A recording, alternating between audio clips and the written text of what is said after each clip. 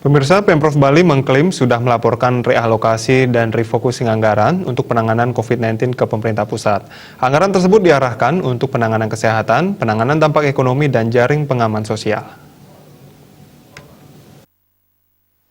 Sebelumnya, Bali disebut sebagai salah satu provinsi yang terlambat melakukan realokasi dan refocusing anggaran sehingga terancam tidak mendapatkan dana alokasi umum DAU. Wakil Gubernur Bali Cok Oke Arte Ardanuskawati menyampaikan, nilai anggaran sudah diketahui yang diarahkan untuk penanganan kesehatan, dampak ekonomi, dan jaring pengaman sosial. Menurut pria yang akrab disapa Cok Aceh ini, penyisiran dilakukan pada anggaran OPD hingga dana desa adat. Khusus dana desa adat dari total 300 juta rupiah, di refocusing 150 juta rupiah, dengan rincian penanganan COVID-19 50 juta rupiah, dan dampak ekonomi dan jaringan pengaman sosial 100 juta rupiah. Kemudian dana alokasi khusus DAK fisik juga banyak direalokasi untuk penanganan COVID-19 sehingga beberapa proyek fisik tertunda pelaksanaannya. Namun, anggaran untuk hal-hal substansi yang menyangkut kebutuhan masyarakat tidak ikut disisir. Pemprov Bali sudah mengirim surat tentang realokasi dan refocusing anggaran kepada Mendagri 3 hari sebelumnya.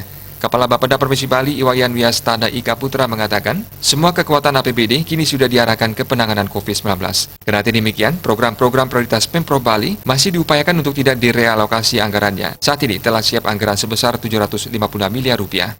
Ika Putra membantah jika Bali disebut terlambat sehingga dipastikan tidak ada sanksi untuk Bali. Kendati diakui memang ada batas waktu untuk melakukan realokasi dan refocusing anggaran.